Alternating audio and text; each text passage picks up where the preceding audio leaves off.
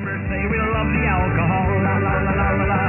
Just line them up and we will drink them all, la la la la la la. But my mother always said, if you want to drink all day, you best start in the morning, son, 'cause that's the Irish way. We don't get drunk, we get awesome, and every other mother will agree. We don't get drunk, we get awesome, so order up around for you and me. We don't get drunk, we get awesome, and every mother must agree. We don't get drunk, we get awesome, so order up around for you and me, and you and me, and you and me. Let there be whiskey. Hey, everybody. Welcome once again to Nerds with Alcohol. I'm Russ. And I'm Chris. And this is 239 back in our virtual nerd basements. Guys, welcome back, everybody. Holy shit, it was hot today, huh? Yeah, it was. Fuck. And I was in an office. Oh, Hey, CD. Hey, CD. No, man, it was like 91 inside my studio. It was hotter outside. It was almost 92, actually. Wow. In the studio than it was in the outside, and it was just. Well, a lot of times that's what tiring. happens in places like that. I mean, especially if you have metal walls or metal roofs or anything like that, it's going to be hotter inside than outside. Yeah, you can't absolutely. get it. You can't get that breeze going through. Well, plus just the place is so massive. Trying to heat or cool it it's an exercise in futility. I mean, eventually we're going in the new building. We will have. Hey, got a new follower, Fragilities. Oh, hey, cool. Thanks for following. Just happened just now. Yeah. Oh, right on. Fucking cool, man. 4 to go. Really cool. Thanks, Fragilities. Interesting name. But anyway, yeah, it was. It's super hot in there, and hopefully in the new building we will get. We'll have a better handle on the the air conditioning and heating and whatnot. So, but I got some stuff accomplished today, and that's good. So, happy Tuesday, I guess. Yeah. The CD says there's storms about to hit him, and he said they'll be by us tonight. So awesome, CD. I was in Wisconsin. I was in Kenosha on Saturday for the Bristol Renaissance Festival, and I'm going to get into that. I'm going to talk. Chris, I want to talk about it a little bit, but we'll talk about that as a segment. Okay, you were there last weekend. Renee's going to be there this weekend. Renee, are you going to Bristol or no? She's going to Great Taste of the Midwest in Madison. Oh, okay, Madison, Wisconsin. I tell you though, if she can squeeze in some time at Bristol, it's well worth it. So she's going to be busy. She's going to be busy schmoozing with the other beer people and ciders and wines and. Well, like I said, we can talk about it. We'll talk about that in a little bit. You were talking about the weather though. It currently feels like 97 out. Oh, my own, really? Is that what it feels? Oh, yep. God, it's horrible. So there's that. What was your week like, man? I mean, it was hold on, there we go. It was a pretty typical week, really. I think of what really went on. My weeks all blend together. I've been so busy lately that that's what it was. I went down to Nashville over the weekend for that's right. for my granddaughter's first birthday. Unfortunately, she wasn't feeling well the day of her birthday, so the party got cut a little short. She didn't get to open her presents or anything like that, but they did open them later, and my daughter said she loves that we got her a Z is for Zamboni book. A Z is for Zamboni book. Yeah, it's basically an alphabet book, but it's all hockey stuff. Okay, that's kind of cute. But I mean, yeah, we had a good flight, great hotel room. There's one thing I'm going to talk about later from that. Found a brewery down there that is now my favorite brewery in Tennessee. Yeah, it was that was a good time. Other than that, not a whole lot going on. It was work, golf. I golfed like shit on Thursday, so I'm not golfing this week. It looks like it's going to rain. Probably it may rain anyway, so it may not. It may be a moot point. But even if it is, with Renee being out of town, leaving Thursday, that I need to be home for the dogs. So they can't be left alone for 15 hours between No, from when I probably leave for not work. a good idea. Yeah. So,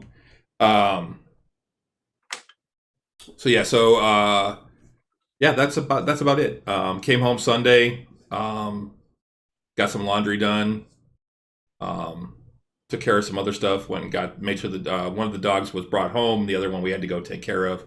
I've thought about puppy daycare. A lot of the ones around here, though, have like shit reviews. CD. They lots of stuff about dogs getting sick and things like that. You got to be careful. Yep. So that's one of the things. If I had one near me or on my way to work, I would consider it, because I think that would do Trevor a lot of good, because he just has so much frickin' energy that. But yeah, I could probably have some of my friends come by. I got a couple that have dog sat for us in the past and love the dogs and know them. So, but I don't really want to golf in 90 degree weather either. So I'm using that as part of an excuse too, to just not have to golf in the heat. So that would probably be better. Yeah, it's going to be like this, because it's going to be hot and humid, because we're supposed to have rain that day, and whether it's in the morning or in the evening, it's still going to be humid as hell. Right. So it's really not supposed to cool off until the weekend. God help us.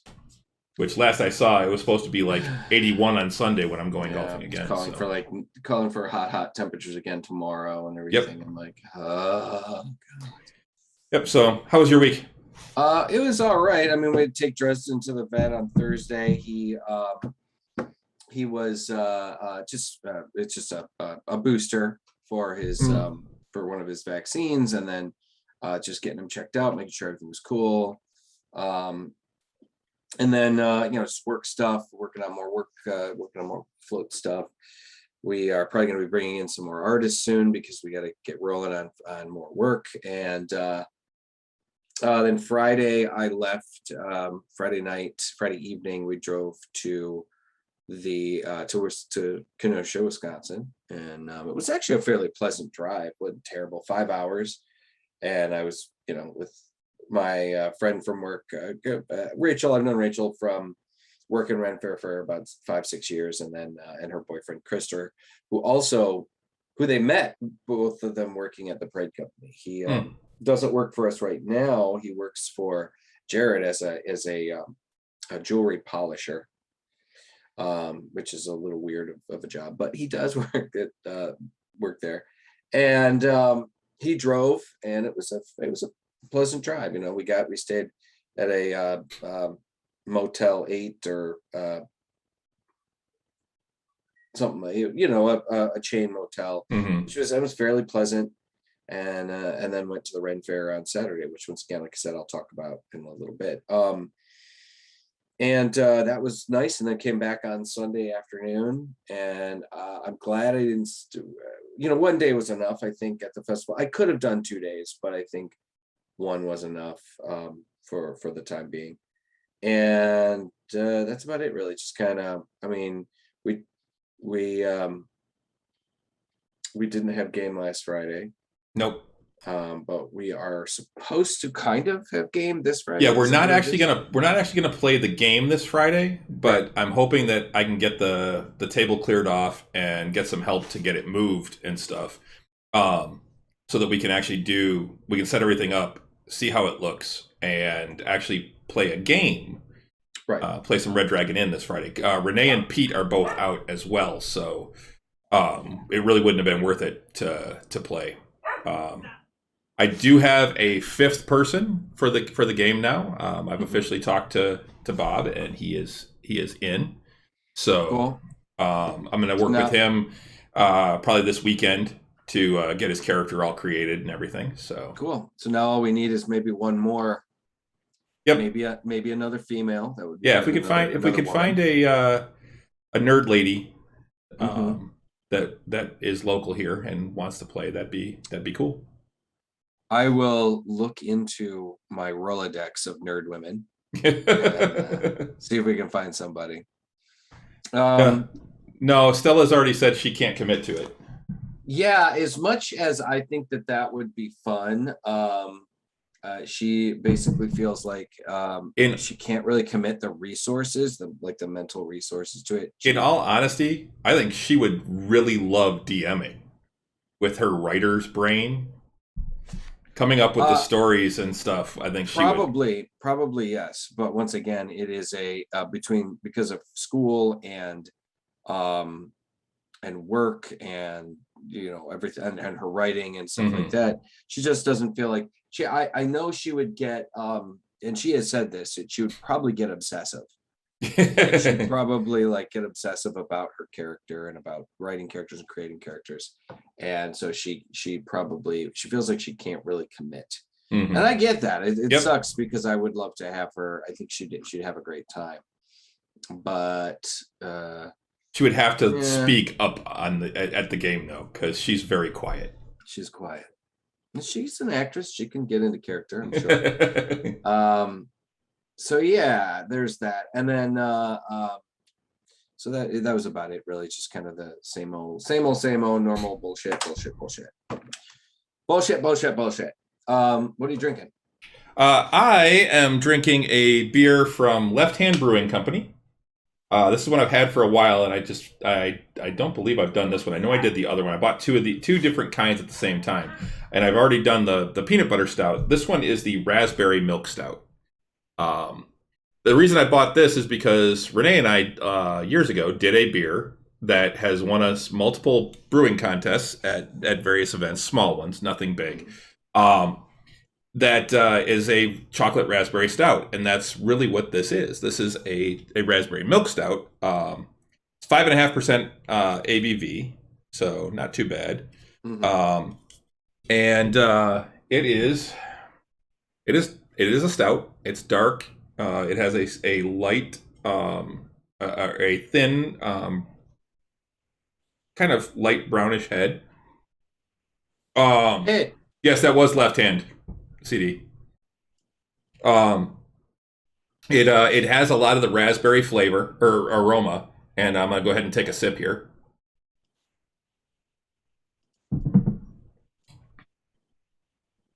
And it's a lot of raspberry flavor mixed in, and then you get some of the stout too, but it's a lot of raspberry. It's not bad, and it's actually not a bad stout for like a warm day like today. A lot of times with stouts, I don't like stouts when it's really warm. They just seem to be a little too heavy, too much for me. I like a lighter beer when it's warm, and actually the lighter the beer, the colder it needs to be for me. But this one's pretty good. I'd say this is probably 3.5 bottle caps. But it is very fruity. You have to want that fruit.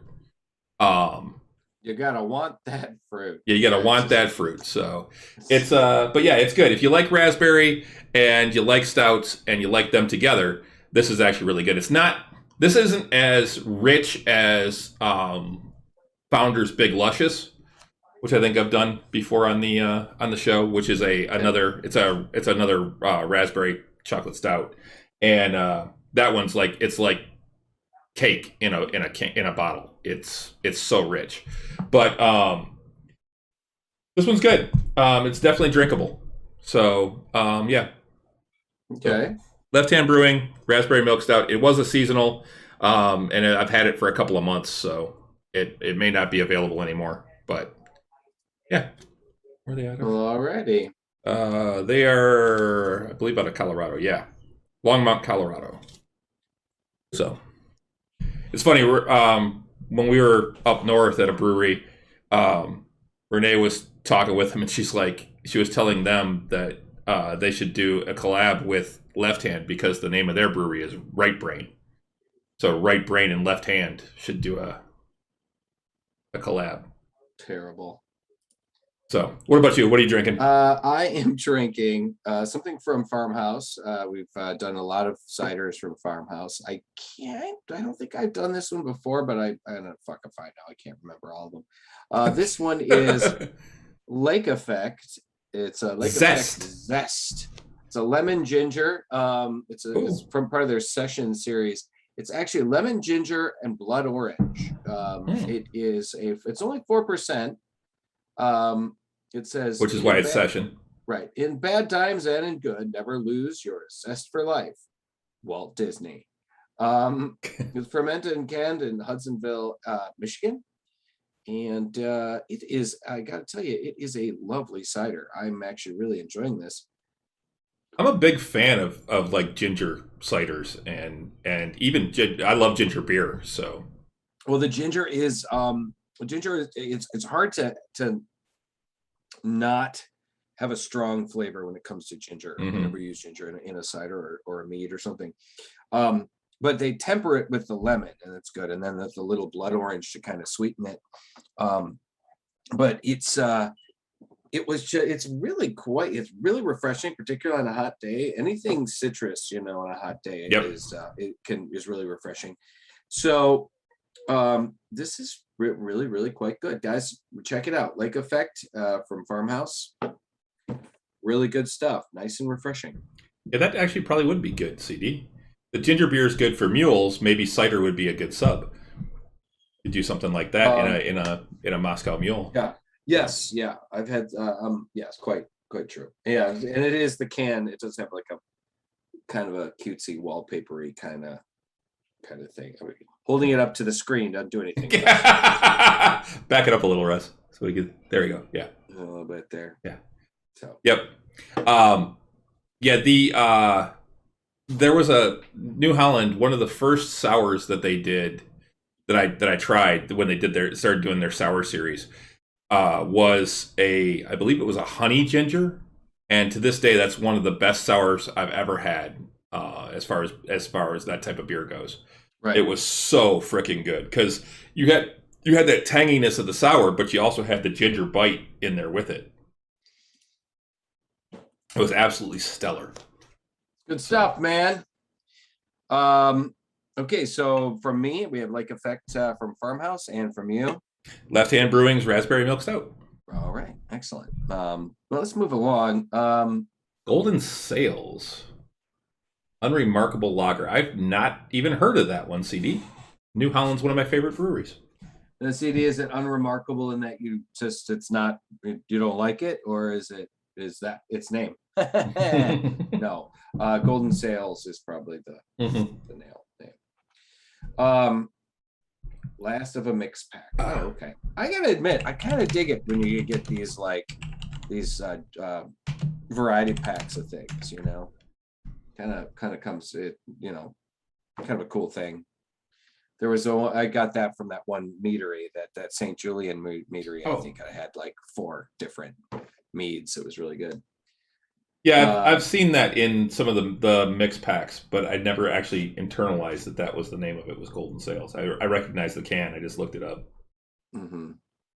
So, okay, so let's get into it. Do you want to start with Suicide Squad, or shall we wait on that one? No, we can start with that because we're not going to talk a lot about it because we don't want to do any spoilers. So it's really just it's just a quick first impressions. Right. Suicide Squad opened on Friday on HBO Max and in the theaters. Yep. And it was both of us saw it.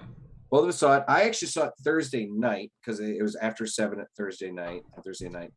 I saw it Sunday after I got back from Nashville. Right. And then I also went and saw it last night in the theater. It's the first time I've been back in a theater since before COVID. In fact, the last movie I saw was Birds of Prey. So I have bookended you have bookended COVID with Harley Quinn. With Harley Quinn, right. Not that COVID's over completely, guys. Get your vaccination, wear your masks. Mm-hmm. The Delta variant is a real fucking thing. I don't even want to know what's going on. They're down one of the streets here. I had to run an errand just before the show, and I went down one of the side streets that I don't go down all the time. And there's this giant sign in somebody's front lawn and it's got all this stuff listed out on it, and the top of it just says masks hurt kids, and I'm like, I don't even want to know what. I'm a little fucking believable. Anyway, the train of thought. Oh, there it is. So we so I went and saw it at theater. My friend Shadow actually rented out the theater for at Star John R at AMC John R, and rented out a theater for us, and so we all kind of contributed, and it was great. It was fucking great, man. It was like 15 of us or whatever sitting watching. It was one of the smaller theaters, but but it was great. My initial feeling of Suicide Squad is fan-fucking-tastic. I had a great time. Yeah, forget about the previous one. This is 1,000 times better. It is way better. It is R-rated. It is. I will warn everybody. It is gory as hell. Right. Do not take the kids to see this one. This is definitely an R-rated movie. It is. The violence is bloody and visceral. But it fucking worked, man. It fucking worked. Now, I liked the first Suicide Squad. I gave the first Suicide Squad about a B-. It was. I gave it a D-. I think, yeah, well, you're a much harsher critic than I am. The first Suicide Squad, I think, would have been a lot better if they had, if it hadn't been cut down. I mean, I think I would love to see the director's cut of that. Right, I'd love to see a director's cut of that, an R-rated director's cut, because they made an R-rated movie, and then the studio went, we want a PG-13, and they had to get the fuck out of it and do reshoots. Yes, he has come out and said that's not my movie. Right. So there's definitely, I can understand why people have problems with it, but I did like aspects of it. I did like I said, about a B-. This movie was an A all the way, man. It was hilarious at times. It was heart-wrenching at times. It was. The thing is I think most of the best jokes were in the previews, though. They actually gave those away, I think, in the previews for the most part. Oh, there's a lot of them, yeah. I mean, also don't get used, or don't get sentimental with any of these characters, because it is the Suicide Squad for a reason. Yeah. In fact, I mean, there's some of the characters die. I was like, oh, I was surprised that the character died so quickly, or so soon. Several of them. Well, there was one I was like, oh, I'm surprised that happened. Yeah, exactly. There was a couple of them, and like I said, we don't want to give any way too many spoilers, because, like I said, the movie has only been out for 4 or 5 days. I will say this: more characters die than survive. Yeah, sure. It's very much like a cyberpunk game. Don't get too attached to a character. It's.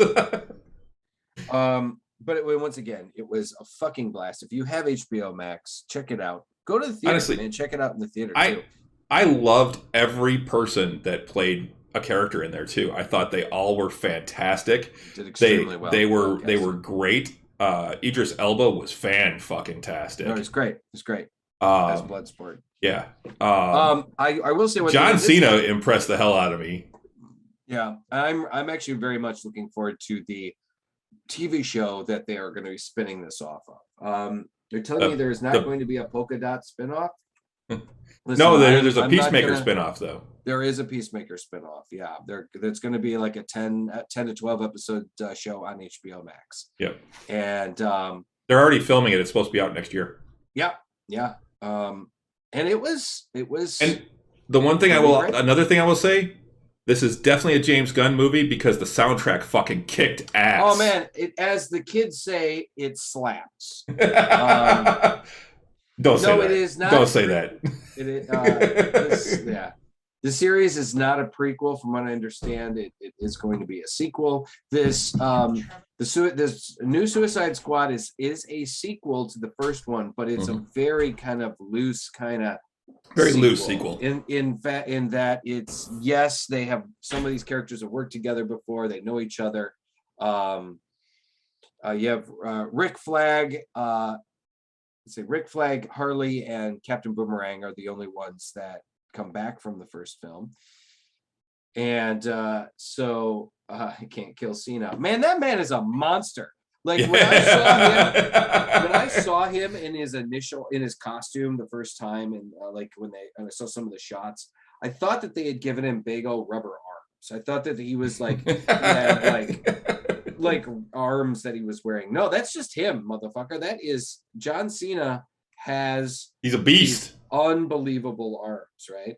And I'm finding spray insulation on me. I was working with it at work. But the movie just, man, it was so good. And like I said, we can't go into a lot of spoilers. I will say this. I think there were some scenes that kind of dragged out a little that maybe could have been cut down some, but for the most part, I really enjoyed it. I don't know, man. I was entertained from start to finish. I didn't get a lot of sleep the night before, so it was because I kind of came down with something while we were in Nashville, and so I didn't really get a lot of sleep the night before. So I was very tired when I was watching it. I was kind of dozing at times, but dude, I couldn't keep my eyes open. I was that tired. I got maybe 3 hours of sleep the night before we came home. So. Right. Well, then you need to rewatch it. I plan on it. I definitely plan on it. It's there's a couple of cool cameos.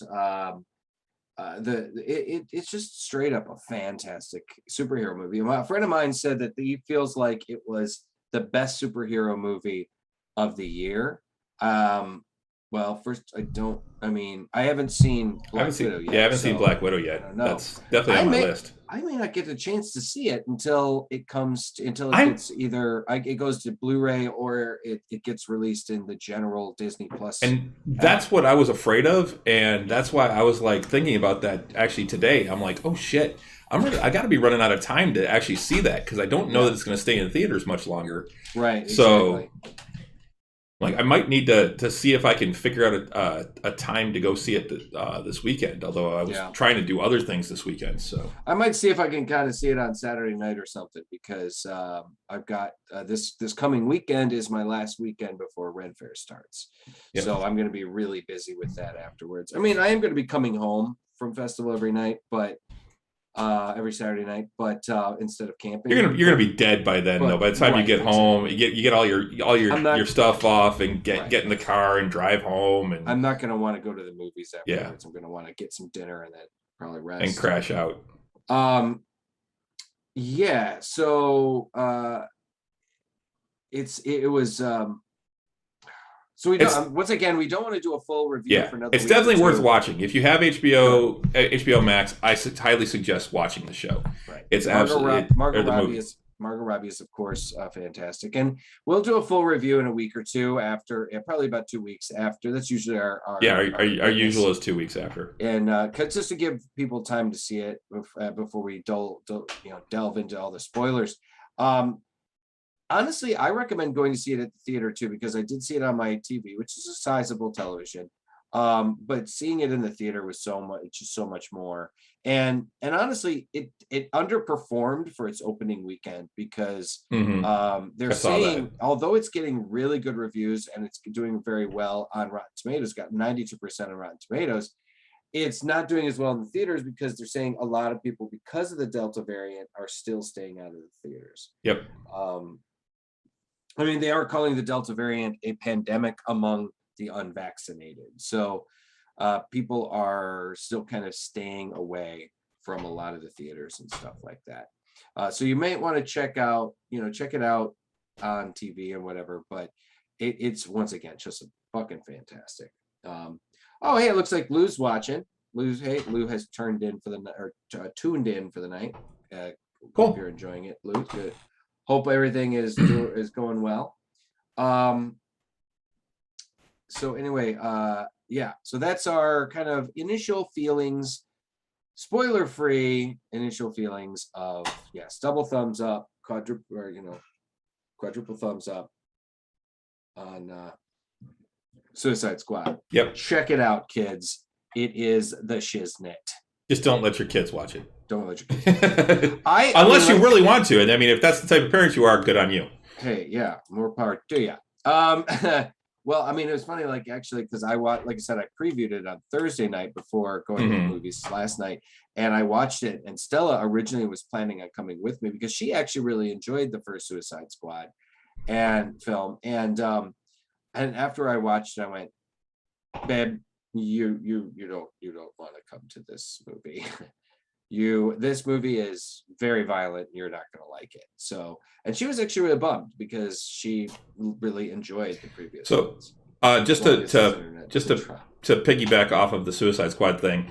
So the cast, James Gunn and several cast members of the movie petitioned the city of Edmonton. Oh yeah, I heard about to name this new like Citizen Center or whatever. Yeah, like a Civic Center. Yeah, Civic Center.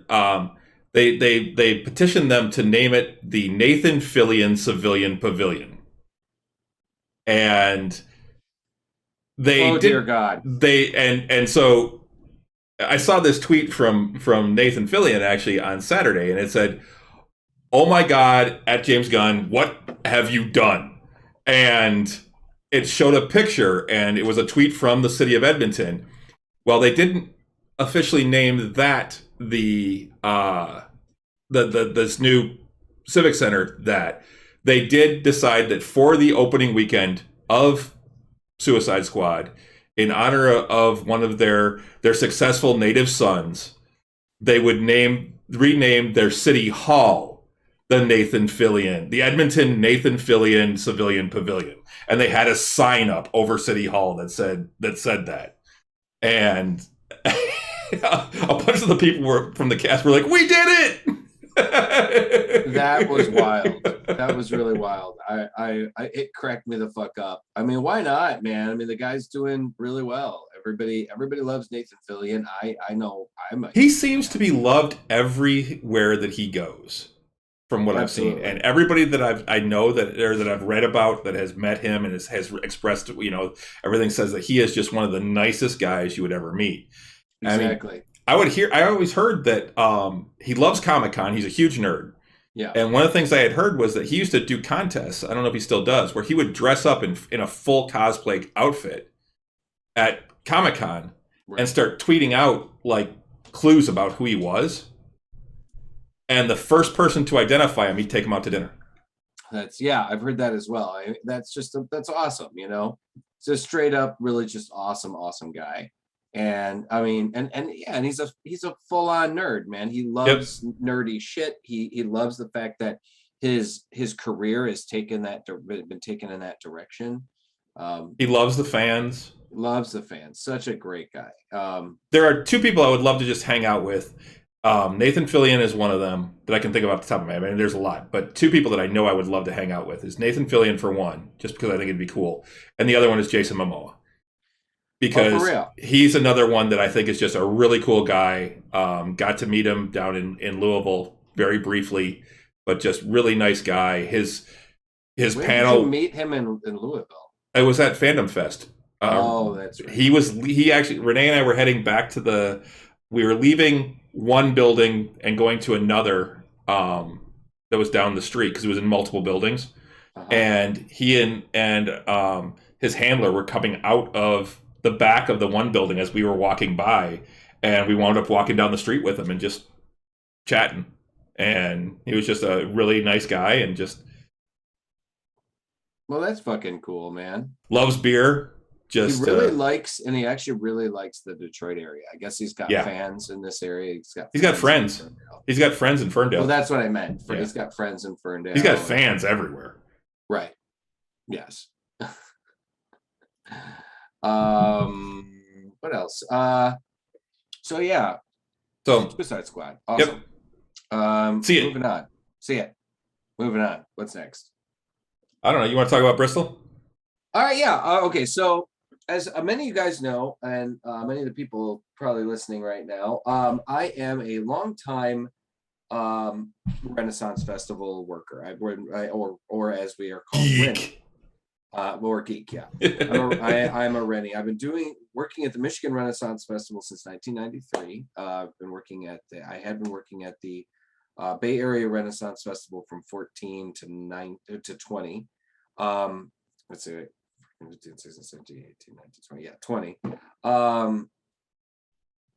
And I've also worked, I actually worked at this little tiny Ren Fair in New Jersey for like through 2 weekends, I think it was. It was like 2 out of the 3 weekends. A real small show, but really a lot of fun. And I've been to a lot of Ren Fairs over the years. I've gone to Arizona. I've gone to Sterling in New York City. I've gone to Hogstown in Gainesville, Florida. We've been to Southern Ohio. Yep, Orf. Which I'd love to try and squeeze in again this year, but I don't know if I'm going to be. The only weekend I'll be able to probably do it is the last weekend, and I think that I've got a body paint with a kind of a higher end model. So that might have to wait till next year. So I've been since I created this Oliver Ogre character, I've been thinking more about expanding into some other festivals, maybe checking out some other festivals and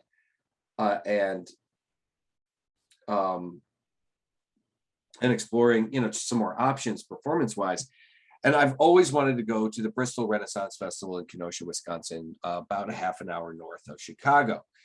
And I actually didn't realize that Chicago was so close to the border of Illinois. But it's actually fairly close there.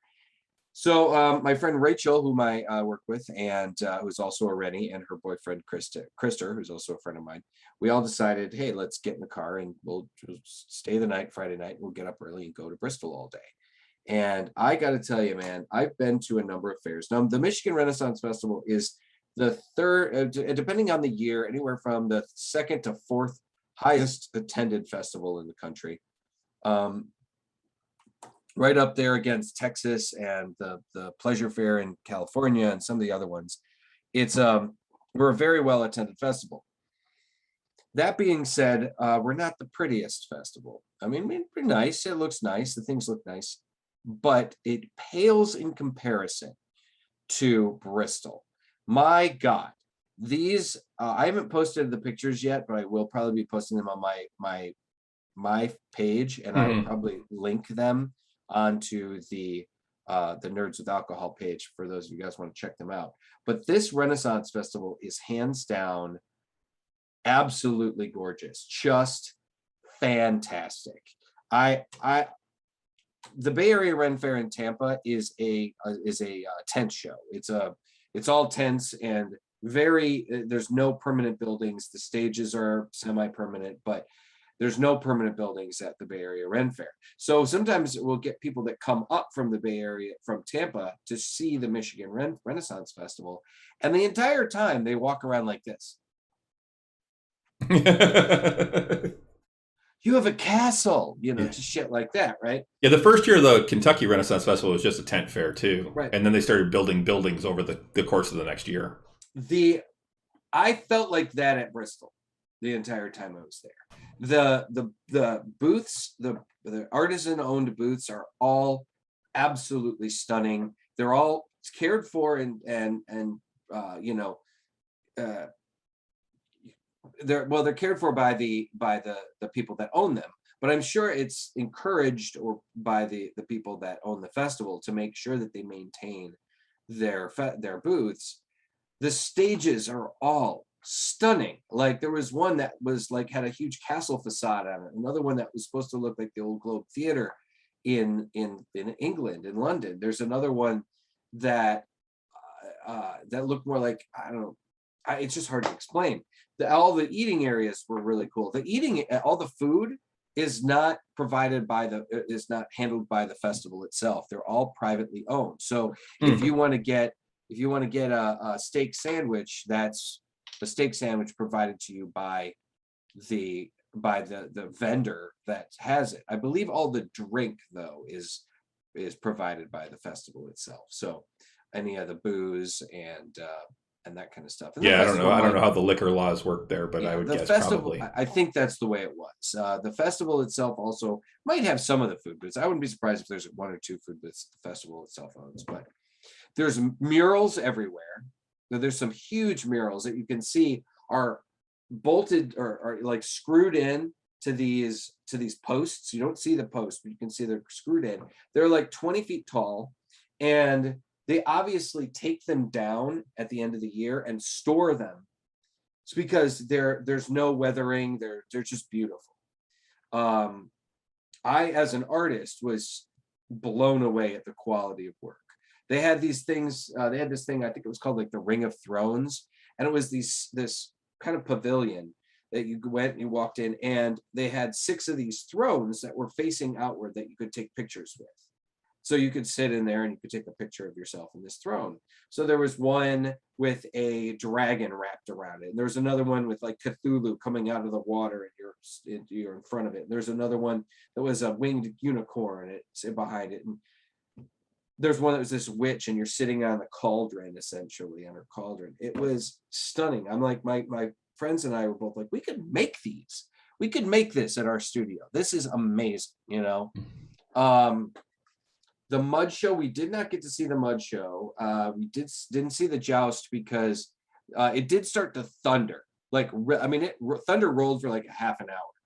And so they canceled I think the middle joust show.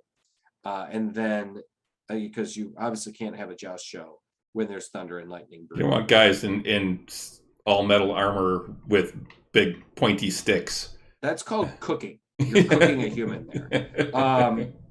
But the lists, the joust lists were absolutely gorgeous as well. The nice thing was the storm actually rolled past us. It missed us. We got a little bit of a sprinkle and that's about it. And apparently I heard it was like, when it finally did hit the area, it was of the wrath of the Almighty. So it was, but once again, it's just absolutely beautiful. We did see the Washing Wenches stage, or Washing Wenches show. They have a similar show to the Washing Wenches in Michigan. In fact, it is the same show, but because they are different people, different women doing the show, it is a very distinctly different feel and a very distinctly different kind of flavor. And it was just so good. I actually knew one of the performers, Genesee. She performed in Michigan a little bit, and she was she and I spoke. She recognized it was really cool. Ran into a couple of Michigan Rennies too. What else? We saw this show called Mooney. This one performer, Mooney, a very, very much like Rick Rock in like it was a very clowning show, but it was the goddamn funniest show. They did also have a dead Bob. Now, as we know, as we mentioned on the show, Clark Orwick, who was the original Dead Bob, passed away earlier this year due to health problems that were exacerbated by COVID and whatnot, I believe. And so this was one of the guys he'd franchised it out to, and I didn't watch it. It was a little weird for me. But they also had Cirque du Soleil, who was as a performer, she's an acro performer that performs with trained rats and cats. And she was actually on America's Got Talent at one point, so it was really cool. And Barely Balanced, which is a juggling and acro act. There were just some really great. Oh, and the original Tortugas, the Tortuga Twins show. So I got to see the original Tortugas, who are actually my friends, or Scott Mullen, who's been on the show several times, friend of the show. He is very good friends with those guys. He went to high school with them and performed with them and stuff. So it was really cool. I get to go up to him. I'm like, hey, my buddy Scott, blah, blah, blah, blah. And I'm friends with part of some of your old B team guys, John Ray and Liam Selvey. And they're like, oh, cool. That's great.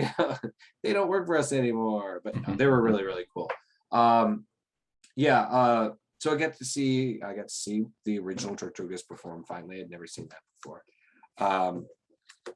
So all in all, a really great time. I also ran into a couple of vendors that I know, and it was just a great time. And guys, if you get the opportunity, the Bristol Renaissance Festival goes to the end of the month.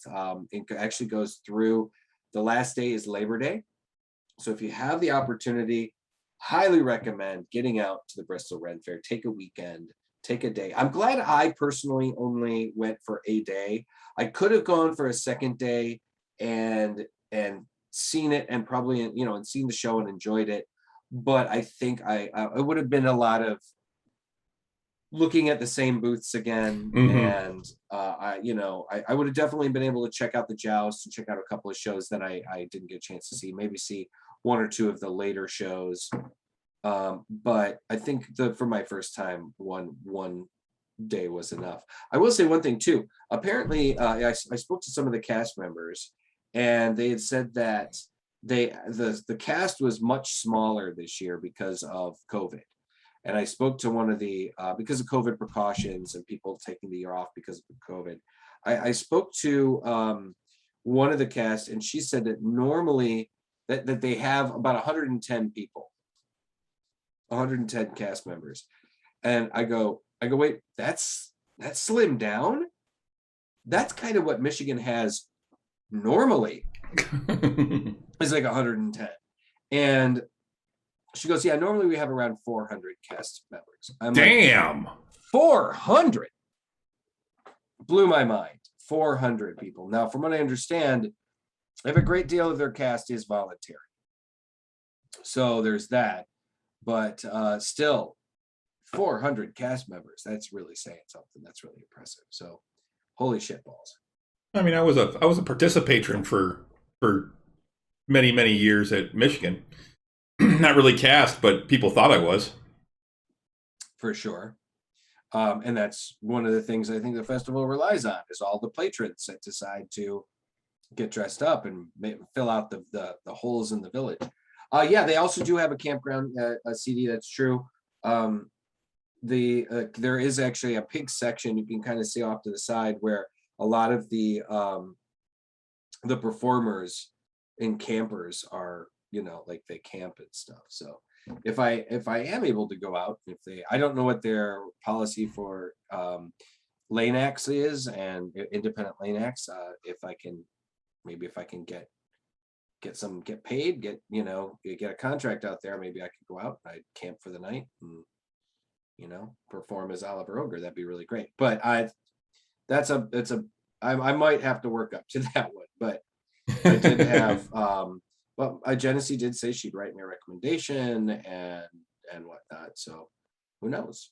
It would be wonderful. It'd be a long drive back and forth every weekend, but it's pretty great. Yeah, you'd miss a few Tavern Night shows then. I probably would. Miss a few. But that's, again, I think I'm probably going to have to work a few smaller shows before I can say, hey, I'm a new lane act. Please hire me. So anyway, I'm sure debauchery does ensue. That's a par for the course when it comes to Renaissance festivals. Yes. Although not as much. No, they don't stay in character all the whole time. No, that's something that is a big myth. People drop that character as soon as they can. As soon as they can. But and yeah, there's usually like hanging out and partying. But from what I understand, it's not. And from what I've experienced, it's not near what it used to be like in the 80s and 90s. I mean, people are people are older, and it's just not like it used to be. I mean, Luke can attest to this too. We used to tune it up on Friday and Saturday night, particularly Saturday nights, but not so much anymore. There were a few times, strolling into the Renaissance Festival at holy shit early in the morning, and we're all hungover.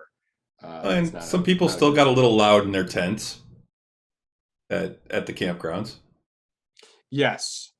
I have stories. Trust me, I have. Other people have stories too. There's a lot of stories. There's a lot of stories. So, some of them involve me. Yes, I will be the first to admit that there are stories involving me. Yeah, you had a whole support group, didn't you? At the. Shut up.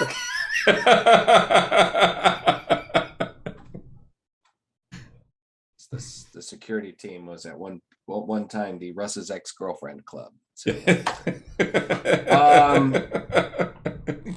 anyway, moving on, go and see the Bristol go to the Bristol Renaissance Festival if you have the opportunity, guys. It is absolutely spectacularly beautiful.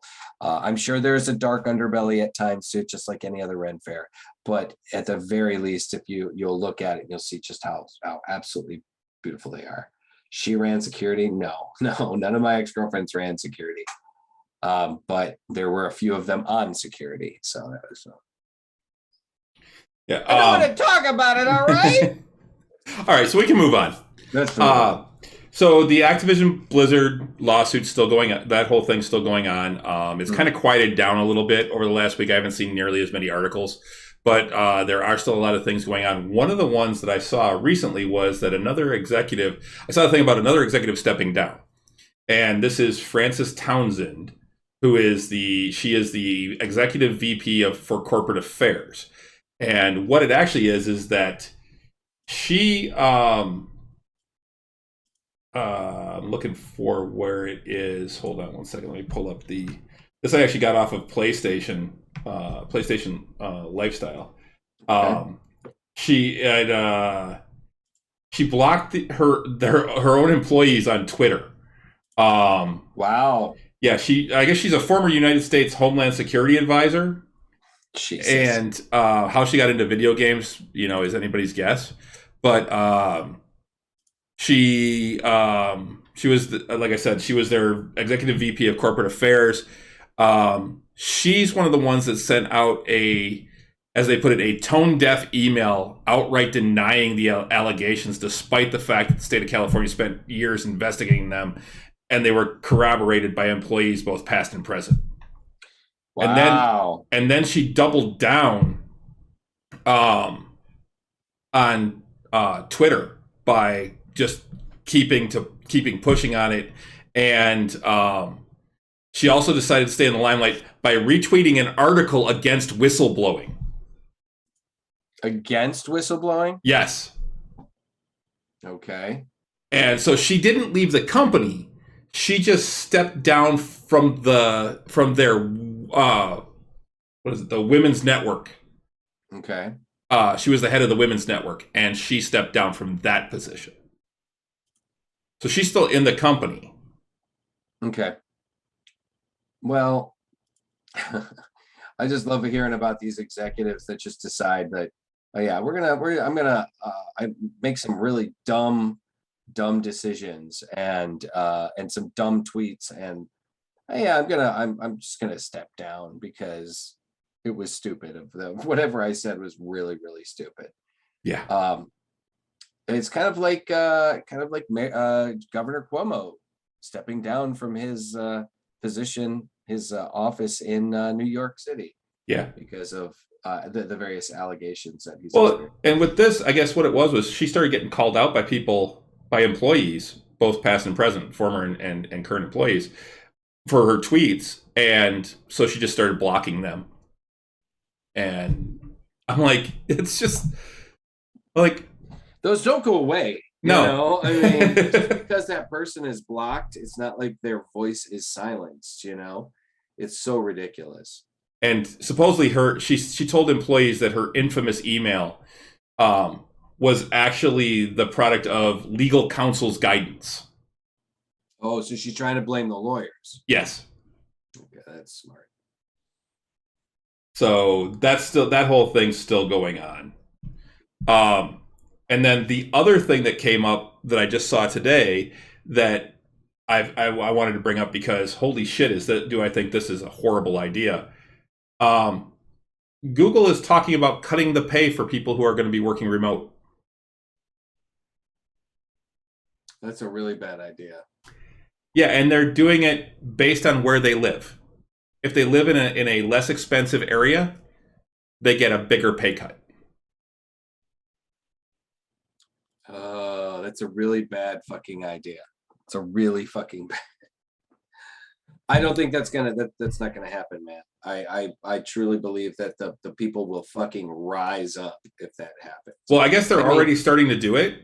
And one guy who commuted into the Seattle office from where he lived decided that it was going to be a 10% pay cut for him to work remote. So he elected to continue making the 2-hour commute into Seattle. For a 10%. For 10%. Percent. He said it equated to his last promotion, and he didn't work that hard to take a pay cut. Yeah, no doubt, man.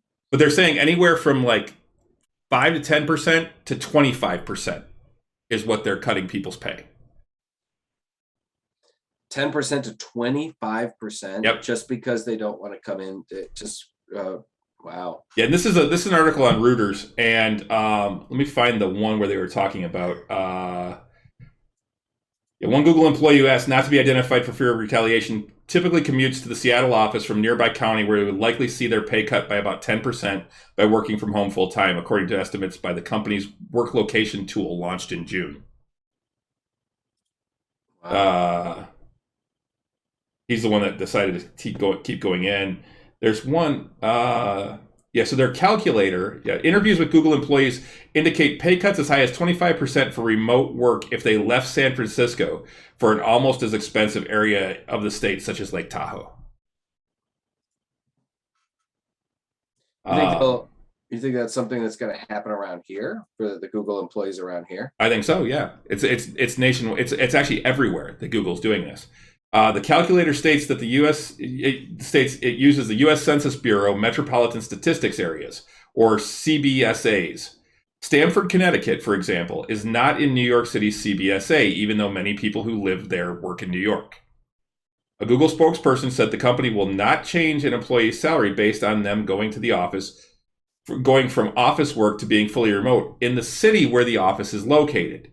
Employees working in New York City office will be paid the same as those working remotely from another New York City location, for example, according to the spokesperson. Google did not specifically address the issues for commuters from areas such as Stamford, Connecticut. I'm looking for where that is, because that was the one I was looking for, was where they were talking about that. Here it is. Screenshots of Google's internal salary calculator seen by Reuters show that an employee living in Stamford, Connecticut, an hour from New York City by train, would be paid 15% less if she worked from home, while a colleague from the same office living in New York City would see no cut from working from home. Screenshots showed 5% and 10% differences in the Seattle, Boston, and San Francisco areas. It's fucking cheap-ass corporate assholes. Right, and as this article points out, it's not like they're hurting for money because these people are working from home. They have been able to afford to pay these people this much, that full salary this whole time, without any issue. But now because they're working from home, they're going to cut their pay. That's bullshit. It's total bullshit. It's ridiculous. This fucking corporate fat cat bullshit. It is. There's the and that's one of the biggest problems we have here. And I know it's a very socialist idea, but the idea of hoarding all that wealth in so few people when there's so many people that are suffering, is just it's abhorrent to me. I mean, oh yeah, absolutely. It's absolutely it's disgusting. It's fucking disgusting. There's absolutely no reason why they have to hang on to all that fucking cash. I mean, considering Bezos could end the homelessness problem in the U.S. and still be the richest man in the U.S. Oh, absolutely. If not, one of the, and continue to be one of the richest men in the world. The top three people in the U.S. I mean, I think it's Bezos, Musk, and I don't remember who the third one was. I don't know if it was Gates Richard Branson, probably. Branson, yeah, maybe Branson. Those three, if they could end poverty, end homelessness, and still be ungodly rich to the point where their families would never be able to spend all their money. Oh yeah, absolutely. I mean, they're all in the billion. They're multi-billionaires. There's so much money. It's absolutely absolutely ridiculous. They could spend $1,000 a minute for the rest of their lives, and they wouldn't run out of money. Yeah. Yeah. They need a golden toilet, or a penis rocket. A penis rocket. Everybody needs a penis rocket. I mean, come That, on. my God, talk about just putting it out there. What that is? It was just a big dick swing. It was a big dick swing. Just a dick measuring contest. It was absolutely ridiculous. It still makes me sick when I think about it. You know, I mean, if they were at least doing something productive, and you know, for you know, continuing the space race and whatnot, then fine. But it's all it was. It was just them. It was a fucking joyride. Yeah, it was a joyride. That's all it was. Fuck him. Unbelievable. The problem is, too, is that Bezos has created something that has become almost, I don't want to say it's essential, but it is such a huge help to people like at our income level. That I mean, and you and I have a pretty broad difference in our income levels, but still, the fact that you know we can get so much for so much stuff on Amazon for a very substantial discount that I can't. I just feel like I can't cut it out of my life completely. And then on top of it too, like same thing with Amazon Prime. The convenience. There's just so many cool things, and I mean, just the entertainment value and stuff alone. I mean, yeah, I could. I'll tell you one thing I don't do. I don't rent movies on Amazon. I have occasionally, but a lot of times I go to Google, but I don't even like doing that. I mean, I have once or twice, but I haven't really. I've only done it like I said, like once or twice. But I know that's a little thing, but it's just kind of like, man, it's not necessarily essential, but it's so convenient that it almost becomes, it's definitely a help. And I feel bad sometimes of the fact that I am such a, you know, that I am an Amazon guy. I am somebody that, you know, that, what's it? I'm a patron of Amazon, you know,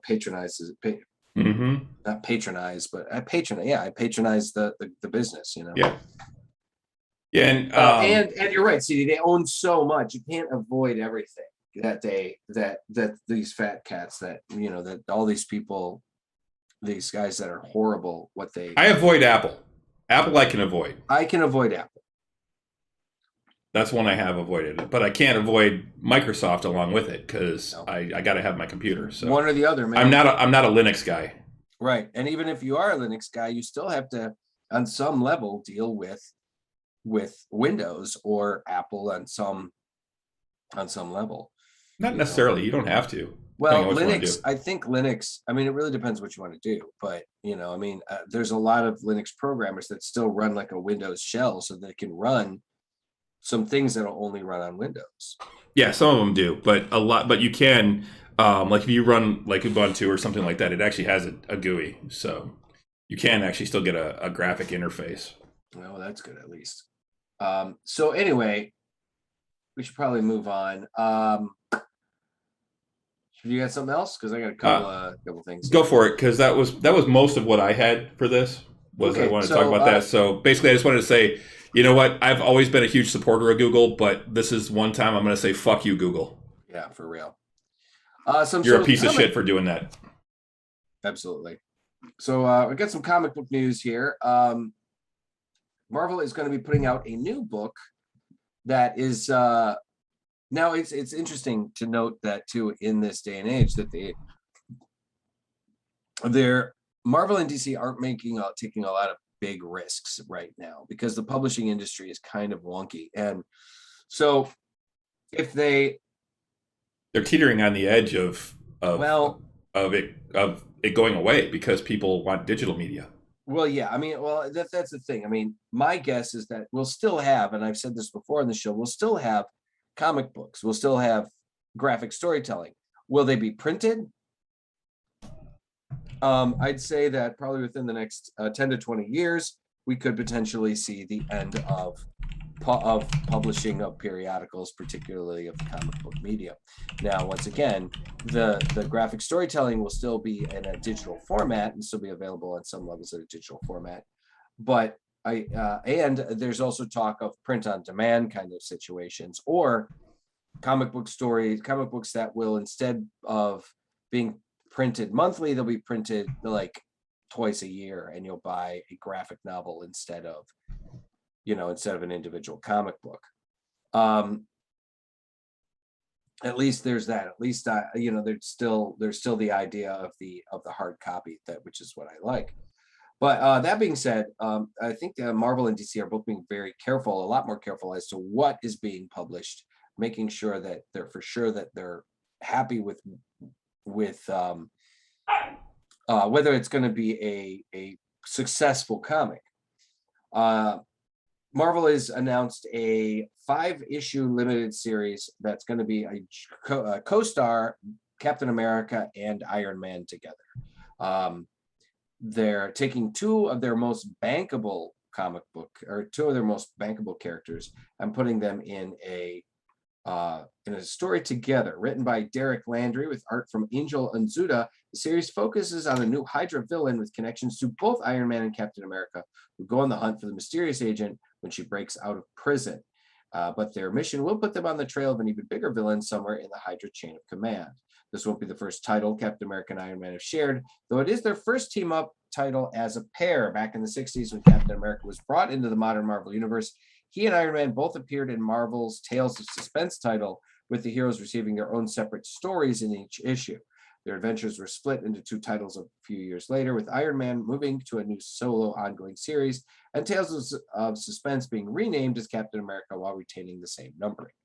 So it should be interesting, to see these two together, considering like at one point they were on opposite ends of a superhero civil war. This is due out November 24th, Thanksgiving, the week of Thanksgiving. So yeah, that should be interesting. Also, in comic book news, now this is kind of a bigger deal. There is a comic book called Batman Urban Legends, and that I believe deals more so with Batman support staff and his various teams / families / whatever you want to call it, the Bat family. So all of the sidekicks and partners that he's had, these, I believe, Batman Urban Legends deals with, Tim Drake, the third Robin, and the Red Hood, the second Robin, the various Batgirls, and the Signal, and whoever else. So in the latest issue, I believe it is issue 6 of this book, yes, Urban Legends number 6, 2 bigger deal things are being revealed. One of which is the character of the Red Hood. Now, the Red Hood is Jason Todd, the second Robin, who was thought to have been killed at one point, but then he did, through various mystical means and a shattering of reality and various other things, Jason Todd did not die. He was essentially resurrected, and through a lot of storytelling and a lot of things, he became the new Red Hood. He started off as a villain, and then, or sort of as a foil for Batman, because he was very angry about Batman, more or less. He had some anger issues. He did. He was considered the rebellious member of the Batman family, one of Batman's rebellious son, as they call him. And like I said, he became the Red Hood. And the Red Hood was patterned after the Joker's first very first identity. The Joker was the Red Hood before he was the Joker. And that's another long story. So anyway, Jason Todd took on the character of the Red Hood, and he was also a much more lethal character. He did kill, and after a while he was using guns, and Batman accepted that he was using guns as long as he didn't kill people with those guns. But just recently in this issue, Jason has revealed that he is going to forego guns. He's not going to use the guns anymore. In the anthology's first story, part 66 of the Red Hood and Batman story, Cheer by Chip Zdarsky and artists Eddie Barrows and Eber Ferrara, Scott Eaton and Julio Ferreira, with Eau Claire, Albert, and Marcus Toe, Batman's second Robin, Jason Todd, tells Bruce that he is giving up guns, apparently along with his more violent ways, that have often put him at odds with Batman and the rest of the Batman family over the years. Making it clear he's been contemplating a change for a while, revealing he's been using rubber bullets for months. Okay, rubber bullets don't work that way, but okay. And he didn't make the decision for Bruce, and that he's come to his own realization. Jason acknowledges he still believes some criminals should die and that he still wants to hurt them. He just no longer wants to be involved in the ripple effects on the innocents when he takes a life. Okay, he goes, I'm just figuring out some new ways, he tells Bruce, rejecting Bruce's attempts to give him his approval. He and Bruce part ways with their often fraught relationship still somewhat tense, but later Jason finds a box with a handwritten invitation from his former mentor to a family dinner at Wayne Manor, along with a new Red Hood costume inside with a bat symbol on its chest, but only if you want it, the note reads. Now, the Red Hood has been wearing a stylized red bat symbol on his chest to denote that he is still part of the Bat family.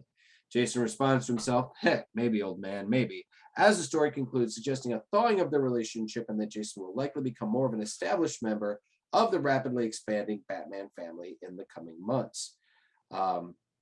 Jason is often included in storylines involving the family, but his personal history has always made him something of a wild card in the group.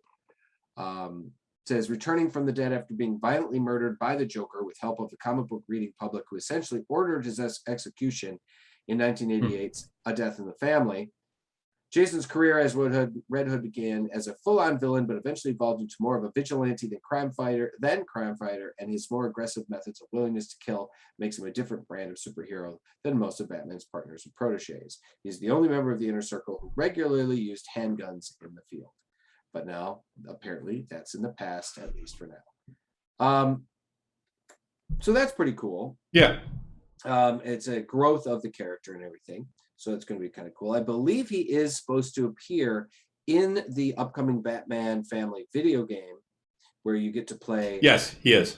You play Dick Grayson, the first Robin. You have a choice. You can play Nightwing, Red Hood, the Tim Drake Robin, or Batgirl.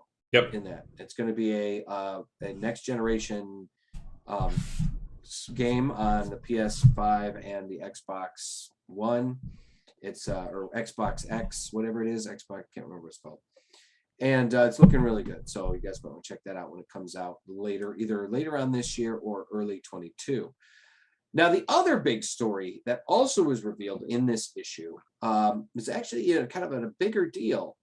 And I'd say it's a much bigger deal, actually.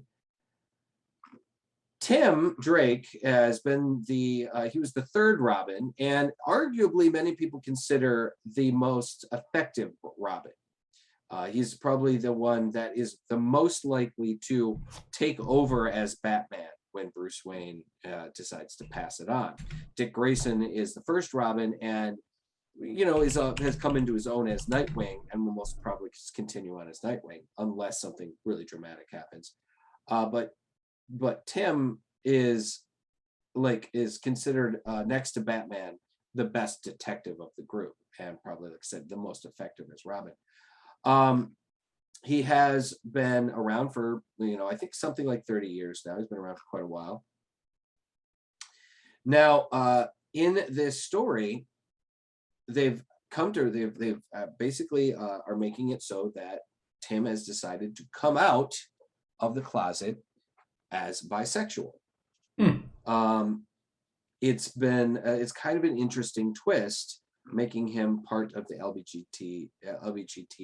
LGBTQIA plus community, taking a character and changing them into, or not changing them into something, but revealing something about them as a character that had never been revealed before is kind of a big deal. They've done it a number of times with Marvel and DC to varying degrees of acceptance. Now, only the true monsters, honestly, are the ones that are going to be angry about a character, just about them deciding to make a character gay. But I think it really depends on some of the characters. If they suddenly decided to make Superman gay after 80 years of him being in love with Lois Lane, there would probably be a huge backlash. But a character like Tim Drake coming out as bi, since he's never really, he has had a couple of girlfriends over the years, but for the most part, the relation, his relationship and romance, the romance factor has never been a very important part of Tim's story, him being a teenager the whole time. And honestly, in this day and age too, there's been a lot of examination about how a lot of people don't realize exactly what their sexual preference is, or exactly what their who they want to love until later on in life. So most recently, they decided to make the original Green Lantern, Alan Scott, come out as homosexual. And it was actually a pretty interesting story, and it was very interesting to make. It was paralleled in the idea that there are some men that are in the closet until well into older age, like, because they never felt like they could come out, or they had a family and had, you know, a job and a lifestyle that didn't really mesh with that kind of thing. And then so they figure it out much later in life. So I think that was one of those things. That's what they were trying to express with having him come out as a gay character later on. Tim Drake's character did have a girlfriend. He dated Stephanie, who was the spoiler and was a Batgirl, and is one of the Batgirls now too. The two of them had an on again, off again relationship for a while, and apparently, I think in the previous episode or previous issue, he breaks up with her. In July's Batman Urban Legends 5, Tim asks himself why he's so fixated on the case and why he isn't asking Stephanie or his best friend Connor Kent, one of the Superboys, for help. He digs even deeper in an extended inner monologue by asking himself who he is if he's not Robin, and while he doesn't have that answer, he realizes he needs to figure out what he wants. So they've established apparently a friend. He's got a male friend named, let's see, what was the guy's name? Yeah, so much drama. Oh, it is. There's a lot of drama. It's a comic book. The comic books are almost as drama filled as soap operas. They just wrapped up in spandex costumes and superpowers. So or money. Tim has been working tirelessly to track down his high school classmate who has been abducted by a pain cult that preys on teens in Gotham City. While working the case obsessively, Tim's inner monologue has also depicted a young man of self-doubt who's trying to figure out his place in the world and explain recent actions that don't even make sense to him, like breaking up with his longtime love interest, Stephanie Brown, the former spoiler, who now goes by Batgirl. And then it explains at the issue 5 in Urban Legend 6, he finds his answers when he locates Bernard, who's been training and helps fight the cult in his own rescue, perhaps foreshadowing a potential new crime-fighting partner for Robin. Leading up to the pivotal moment, Fitzmartin makes it clear Tim's interactions with Bernard feel right to him, even calming him. During the course of their escape, Bernard asks Robin to do him a favor if he doesn't make it out of the fight alive, to tell Tim Drake that Tim helped him realize his true self, and to tell Tim he wished they could have finished their date. Bernard apparently doesn't know Robin is Tim, but believes Robin knows Tim. Fitzmartin describes what happens next as a light bulb moment for Tim, and then that Bernard's request suddenly puts all the puzzle pieces together for him. It's like something changed in a program I didn't even know I was running, reads Tim's inner monologue, or maybe it didn't change. Maybe it was always there waiting for someone to start the program. And so there's some other stuff here. And so yeah, it looks like they're making him, you know, bisexual, or, you know, Fitzmartin and DC don't go any further in labeling Tim's sexual identity, just that he has romantic feelings for Bernard. But Tim and Bernard's story promises to continue in Batman Urban Legends number 10, which, if the series maintains its monthly schedule, would be in December. Tim Drake's sexuality has been a topic to debate for years, especially after a scene in 03's Titans Young Justice graduation day, where he and Connor share a moment in a supply closet. While not immediately sexual, some readers read that as a hint to something more. In 18, Judd Winnick, seemingly confirmed that subtextual reading in a response to fans about the scene, tweeting, "I saw this as an opportunity for them to both come out of the closet. Hashtag live your best life."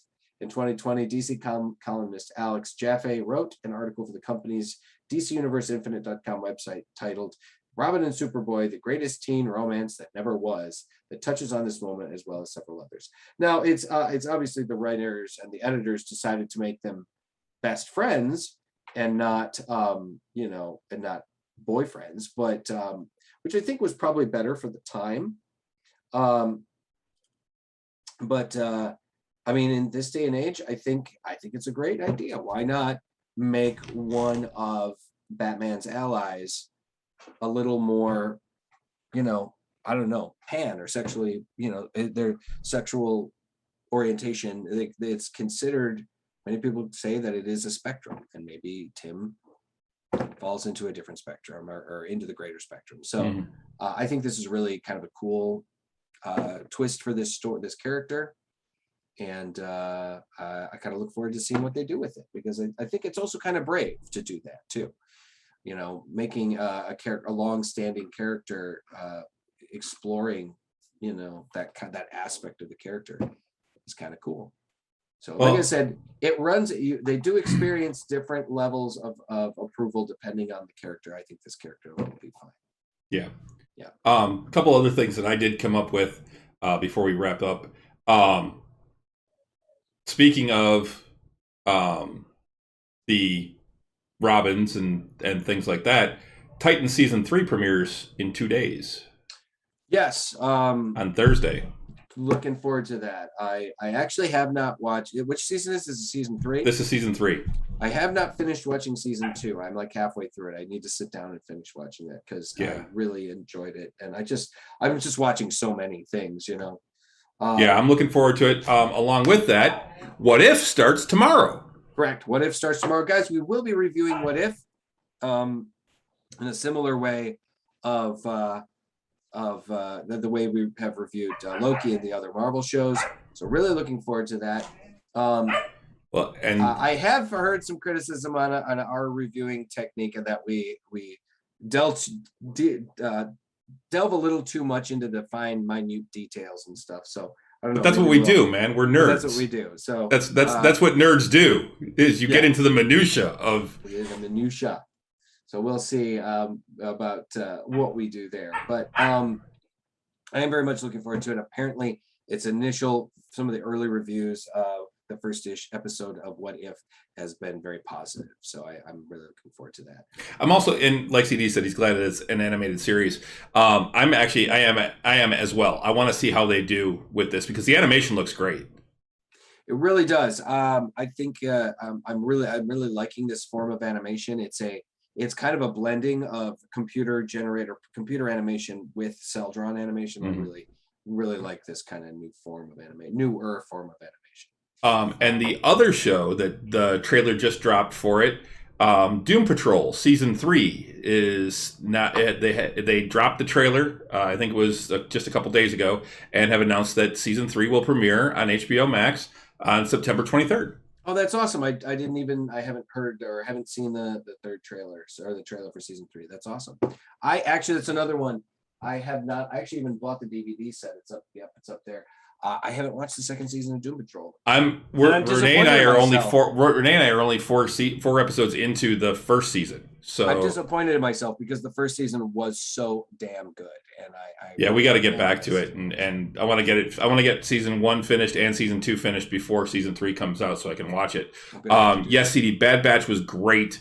But you're right, it's not a new animation style. It's the same thing that they did for Clone Wars and Rebels and all those. I haven't watched the last episode, and I think this week is the final episode, or I might be 2 episodes behind, because I know the last episode is a 2-parter, and I'm kind of waiting until both parts are out to watch both of them back to back, because I know what's going to happen. They're going to leave it. Yeah, there's one more Bad Batch left. So yeah, I don't want to be left at a cliffhanger and go, ah! So I want to be able to just watch the next episode and finish it off. Yeah, but it has been fantastic. I can't say enough. If you like Star Wars, watch Bad Batch. Also, bear in mind too, or another show that's coming up. Brooklyn Nine-Nine, final season of Brooklyn Nine-Nine starts on Thursday. So for those of you guys like Andy Samberg's Cop Show, it'll be the final season. I believe it's season 8 or season 9. I'm not sure. But that will be also coming up.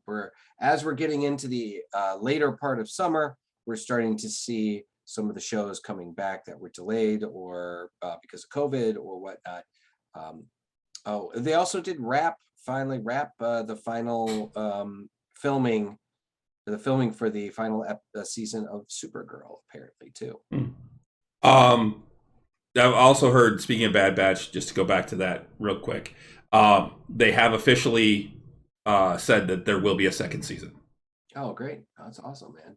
And speaking of future seasons, another one that I've been seeing a bunch of stuff on is The Orville. And there is still talk that it might come out late this year, but it's probably going to be next year. Yes. Early, I'm hearing like possibly early next year. So they are working on it, though. They are absolutely. But the way they're talking, this could be it. There may not be another season after this one. It wouldn't surprise me. Just by the way that they're talking about it. And then, do you have anything else? Because I got one last thing that I saw. No, I think I'm about out. Okay. Out. So one other thing that I saw that I wanted to bring up to you, because this goes back to actually early on in our friendship, Buffy the Vampire Slayer. Mm-hmm. Show's been done since 2003. They had many comics afterwards that were official seasons 8 through 12, I think it was, of the Buffy storyline. I have not read nearly enough of those. I've read part of season 8. I really need to get back and get all of those so I can read all of them and catch up on my Buffyverse stuff. They are coming out with a new young adult Buffy trilogy. Yeah, I think I heard something about that. Yeah. I'm not crazy about it because I think it's too contrived. Basically, it's going to focus on Willow's daughter. Oh, okay. It's going to be called In Every Generation.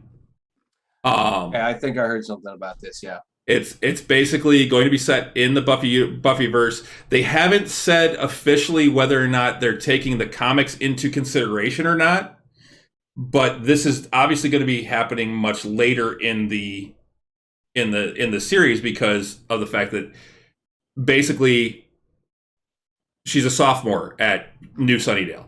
So basically what this says is, according to the synopsis for In Every Generation, Frankie Rosenberg is a sophomore at New Sunnydale High School who is passionate about the environment. Her mom, Willow, the most powerful witch in Sunnydale history, teaches her magic on the condition she uses it to better the world. Frankie's happy and quiet life is suddenly upended when a new girl named Haley shows up with news that the annual Slayer convention has been the target of an attack, and all the Slayers, including Buffy, Faith, and Haley's older sister Vi, might be dead. That means it's time for this generation's Slayer to be born. With the help of Haley, a werewolf named Jake, and a hot but nerdy sage demon, Frankie must become the Slayer, prevent the Hellmouth from opening again, and find out what really happened to her Aunt Buffy. Okay. To me, the fact that it's Willow's daughter, I have no problem with that being there and her being a witch. The fact that she's also going to be the new fucking Slayer, I think is just a little too much. That's a little contrived. I'll grant you on that. I kind of like the fact that they are at least keeping it in the family, so to speak, but it is a little like, well, what are the chances of that happening? Yeah, exactly. So, I don't know. A lot of the Buffy comics and a lot of the Buffy stuff, the post-Buffy show stuff, from what I've experienced, I wasn't heavily impressed with a lot of it until Dark Horse took over with the Buffy comics and started doing some really cool stuff with. I thought they did all. I thought Dark Horse did all of them. Well, Dark Horse did Buffy, and then but it was some. They didn't do Firefly, but they did. Dark Horse was off center for a little. I mean, the comic book was a little off center for a while, and then they got a good writer and an artist that really captured kind of how they all looked, and it really ended up got a lot better. And then Angel was picked up, the comics rights to Angel was picked up by IDW, and IDW it was all over the place. I mean, they tried to do some cool things with it and make it so that it was, right after the series ended and everything. And it just kind of turned into a mess. And then thankfully then the rights to Angel reverted back. Dark Horse bought the rights again, and then they were able to integrate the Buffy and Angel universe, the comics together. And there was a Faith in Angel book for a while that was pretty good. And so it ended up being pretty good for a while. Now there's a comic. They actually have a new Buffy comic. I haven't been getting it because I'm like, it's just, you gotta call it somewhere. But it's more like a much more modern reimagining of Buffy, as opposed to they look the same or whatever, but they've got cell phones, and it's a much more that would have made things so much easier for them. Yes, for sure. When Buffy finally did get a cell phone, it was much easier. Yeah. So, and that's one of the things. There was talk back in 2018 that there was going to be a Buffy reboot, and Netflix was going to do it, but there's been almost no talk about that since then that I've heard. There was definitely some talk for a while, and then they decided. I think it's just to me petered out, that show. And so I know CD said that it was good syndicated show to watch. He never saw them in order, but could watch random episodes and be fine.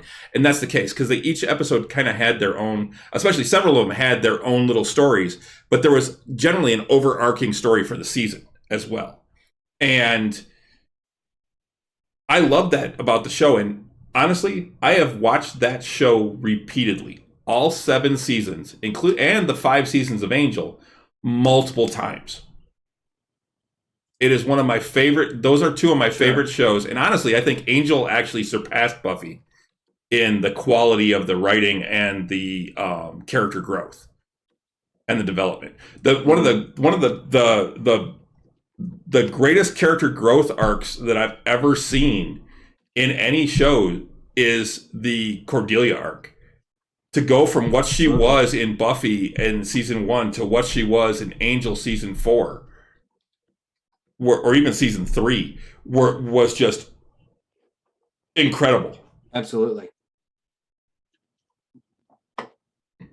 I'd lay it down that Cordelia's character growth over the span of Buffy and Angel together was some of the most growth you've ever seen of a character. Mm-hmm. From being some shallow, bitchy cheerleader to being a capable, strong, capable woman, caring woman that essentially sacrifices herself to save reality. Her last episode, man, that was when they with the goodbye to her when they track her down and find her in the hospital and she dies. Mm-hmm. And that got me. I also like the fact that that she came out and was one of the people that basically was like one of the first people to really talk about Joss Whedon's toxicity. Mm-hmm. and it was sad how he treated her and how he wrote her out of the show and everything. And it really ticked me off to hear that stuff, So I don't know, man. It's I still want to like Joss Whedon and the things that he makes, but at the same time, he needs that guy needs a serious reset on his personality. I mean, yes, he is an amazingly talented writer. I will give him that. But you can be extremely talented and still be a piece of shit human being. Yeah, absolutely. I mean, that's very true. Very fucking true. I think we've seen it a lot in artists and stuff, Mm-hmm. that's you know what, that is not, being a talented person does not give you the right to be an asshole. That's right.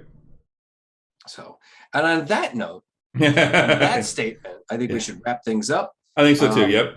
Guys, be sure to check us out. Be sure to download us and get us on all the places you can find quality podcasting. I want to thank everybody for coming out tonight. We had a decent number of people tonight. Yep. It was great. Lou, thanks for listening. Thanks for chiming in, CD. You're a big help in that chat room. Yeah. Thanks, Renee.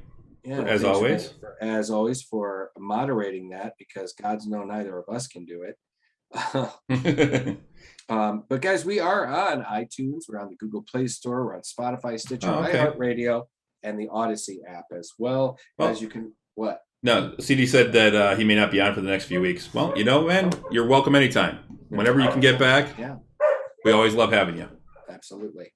You guys can also download and stream us on nerdswithalcoholshow.com, all of our episodes, every Tuesday night at 8 o'clock here on Drinking Nerds. And then, of course, every other Friday night at 7:30, we have our Tavern Nights D&D game. Not this week. This week we will be doing some other stuff. We're actually going to be at Chris's house. Just kind of working out video stuff. And are you going to stream it? Or I'm going to try and stream it. Yeah, because I want to actually it? test everything to make sure that it's going to work before we do the full game. Right. We are going to be testing stuff. Because, we're going to be using a laptop that I haven't streamed with since very early on. Right. So I want to try that. I'm going to run cables and get cameras set up. I'm going to have the cameras for each side of the table, plus one for me at the DM screen and an overhead. So I want to make sure that all that works. So it's going to be a lot of playing around with stuff and things. So well, all right. So we got I've got friends coming in this weekend. My friend Linda will be showing up. She's our mermaid, our head mermaid for the Renaissance Festival. So we're going to be busy with that. I'm going to be with that. It's going to be rolling into Ren Fair soon. So. Yep. I've got my my other D&D game on Saturday, and then going golfing on Sunday. So, great. I'm going to try and do some painting this weekend. I'm going to paint the super secret model that I have for super secret model. Yeah, Renee. I ordered a bunch of figs, which I posted in our Discord chat. Yeah, I saw it. It looks great. Yeah, and there's one in there that I haven't posted that I got that I haven't even shown Renee, and she's not happy with me that I haven't shown it to her. But I'm like, no, it's something I got specifically because I know I'm going to use it. I had already planned on using it, and I went looking for a fig for it and saw that it was actually just coming out in July, so I pre-ordered it and just got it. So, cool, very, very cool. So I'm gonna try and paint that this weekend while she's gone, so then I can put it away and then bring it out when you guys actually meet it. I would love to actually have time to actually do some of my own artwork. I'm trying to clean the house. I'd love to have a logo for Nerds. I was just looking at it. Because while I've been sitting here, I've also been kind of going through my OneDrive, and kind of because my OneDrive is almost full of so I'm just trying to delete like old photographs and stuff. And I had a scan or a picture of the logo, and I'm like, I need to actually do a good scan of it because it was just like a quick picture. I need to do a good scan of it so that I can put it into my tablet. But the thing is honestly, I don't need a super good scan of that. I can just, we'll figure it out. But yeah, I want to get that squared away because I feel like an asshole for not having finished that up. So I really want to get that taken care of. I'm just like, work is getting crazier busy, and then I've got Ren Fair now, and so I'm just going to be like killing myself for the next several. Yep, I understand, months. Dude. Work and all the stuff that doing for this, it's that's where it's a thing. Yeah, it's a thing. So it's a thing. All right, so remember you can follow us on most of the social medias. We are on Facebook, Nerds with Alcohol Show. We are on Twitter at Drinking Nerds, Instagram Drinking Nerds. We're on Untapped, but not that much really. But if you want to search for Drinking Nerds, send us a friend request. We'll get you added on there. You can follow me at Detroit Beer Guy if you want on Twitter. I don't post a lot. I was posting some stuff over the weekend. Oh, I never did talk about the brewery that I found down in Tennessee. I'll save that for next week, I guess. Save that for next week, man. Yeah. Oh, and I also we'll talk about names next week too, because I was hearing some on the radio today, and I found another. Remember the Ladasha story? I think I told that on here. The L.A. Dash, yeah. Yeah. Mm-hmm. Yeah. It was actually L.A.-A. It's not La, it's Ladasha. Yeah. There was one that I heard today. It's SSSST. SSSST. S-S-T. Yep. 4 S's and a T. Yep. 4-S-T. Forest. Oh my God. I heard that on the radio today. They said this is actually somebody's actual legit name on their birth certificate. Well, I feel sorry for that person. I mean, how much do you have to hate your kids for that? I know, right? I mean, like I said, my friend Lexus, her parents actually named her LXS. It's her first name, LXS. And then her middle name is D-E-D, and her last name is Signer. She's Lexus Designer. And she's a great kid. She's a fantastic person. Well, I heard about some football player in college right now. His last name's Poole. His parents named him Bumper. Oh no, Bumper Pool. God, I'm like, man, you got to become a big fucking like defensive lineman then, because you just got to be able to beat down anybody that makes fun of your name. Just mean. It's mean. It's mean. All right, so we should get out of here, man. We should wrap it up. So I think on that note, until next time, Slancha.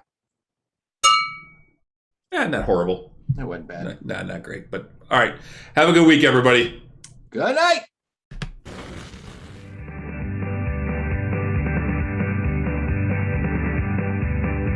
Well, I'd like to tell the story of the band, la la la la la la, how we came to